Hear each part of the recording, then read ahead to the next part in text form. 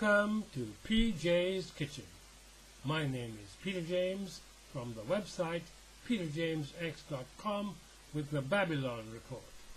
This evening we are looking at the subject of tithes and offerings. You know, tithes are not ordained for the clergy to live luxurious lives while the ministers fail to feed the flocks. But this is exactly what is happening today. Ezekiel 34 deals with this. You know, the Eternal says here, "Woe be to the shepherds of Israel that do feed themselves. Should not the shepherds feed the flock?" Well, they're very good at feeding themselves. Can you see that? Financial crisis alert. Yes, we have got all these televangelists, Pat Robertson, millionaire, David Wilkinson, Benny Hinn, millionaire, Avanzini, all these men are millionaires, Sorello, and they're telling the people, send us your money and all your financial problems will be over. Well, their financial problems will be over, but certainly the members, their financial problems just get worse. They tell you to plant more seed, and because you haven't planted enough, you're not reaping. So you plant more seed, you still get nothing, then they say you have a secret sin. Well, we cannot cherry-pick our way around the Word of God. That's the bottom line. Tithing is mentioned in the Bible. Abraham is the first person mentioned to have tithed, and that's in Genesis chapter 14. He gave tithes of all he had to Melchizedek. And I believe that Melchizedek was an appearance of Christ. So he would have been told to do this. It's not our normal human inclination to give money and offerings out. So they would have been told this. Now, as I said, we cannot cherry-pick our way around the Word of God. Malachi 3 does mention tithing. But if you're going to say that the Old Testament is done away with, and we no longer have to pay any attention to it, then that must include Malachi 3, which says, "Will a man rob God? Yet you have robbed me." What? How? We have robbed thee in tithes and offerings. So if you're going to take tithing and offering up, you have got to take up the Sabbath. You have got to take up the holy days. You have got to take up clean and unclean meats. And there are loads and loads of commandments you have to take up. And then there are loads of things you have to stop doing. You've got to stop observing the pagan festivals. You've got to stop observing Sunday, Christmas, Easter, and right now we're in the middle of the Halloween period, one of the busiest witchcraft times of the year.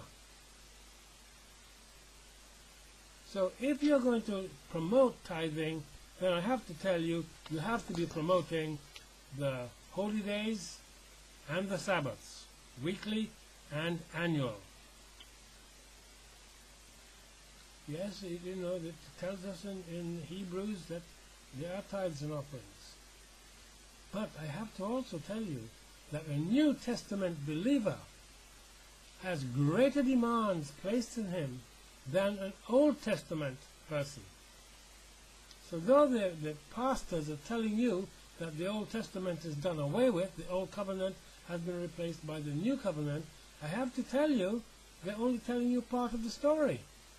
Because in the Old Testament it said, do not commit adultery. In the New Testament it says, if you look at a woman to lust after her, you have committed adultery. If you think to steal, you have stolen. You think to covet, you have coveted. So where does that leave the New Testament believer?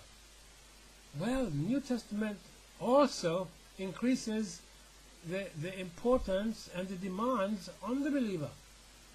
Because now we have been told that we have been bought with a price. Christ paid for us, lock, stock, and barrel. We no longer own ourselves. He owns us. And not only that, He owns everything we have. A tithe and an offering is just not good enough under the New Testament. Surprised, are you?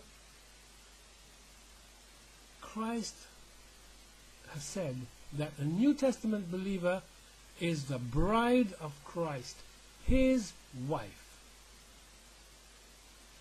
How much does a wife give to her husband? Isn't it her entire self? How much does a husband give to his wife? Isn't it his entire self? Well, Christ already gave his entire self. Now we have got to give our entire self, all our belongings, everything. Who are you going to give it to? Now therein lies the problem. I have to tell you that you are responsible for what you do with all your goods, including your tithes and offerings. It's no good saying you've given it to Pastor X or Minister X or Elder X, whatever you want to call him, and once you have passed the money to him, it's no longer your responsibility. Absolute rubbish. If you are going down the road to pay your tax and you had your £500 in your hand to go and give the taxman, or $500, whatever it is, and you saw a beggar on the street and you were sorry for him and you gave him all the money so he can go and get food and somewhere to live, I have to tell you, the taxman will still be after you. We are accountable for all we have and what we do with it.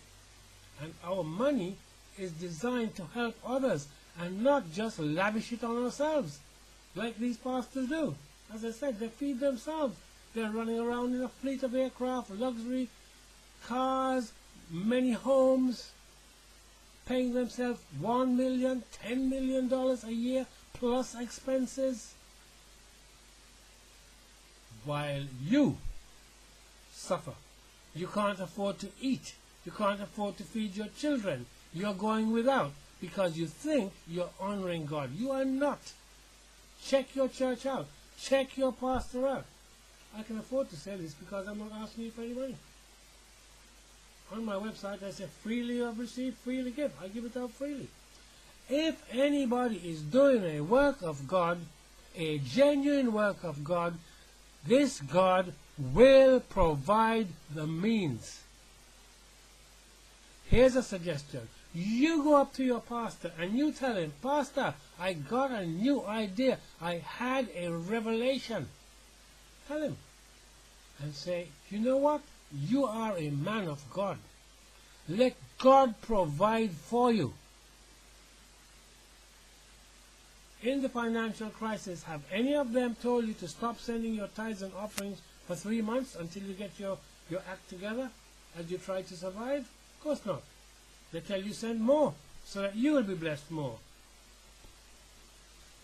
Well, it's nonsense, isn't it? You know it's nonsense. I know it's nonsense. Yes, in the future, tithing will take place again. At the moment, there is no genuine priest anywhere. I couldn't send anybody to a genuine church. I do not know one. Stop, people. Think. Your hard-earned money needs to go to God. Go and ask him who you should help. Ask him to show you the widows, the orphans, the fatherless, those that are destitute and in need. You don't just take it on your own head, because you're going to like how that person looks. You're going to be sorry for that other person. They might be a Satanist. So go to the eternal God. He is the solution to all our problems. He is the solution to our tithings and our offerings. Let him direct you who to give your offerings and your tithes, and more than your tithes, as you are able. As you are able. Well, I hope that clears that up for you. So this is PJ saying, please remember to go to the website, peterjamesx.com. Many documents there to support what we're saying. So cheerio for now, until the next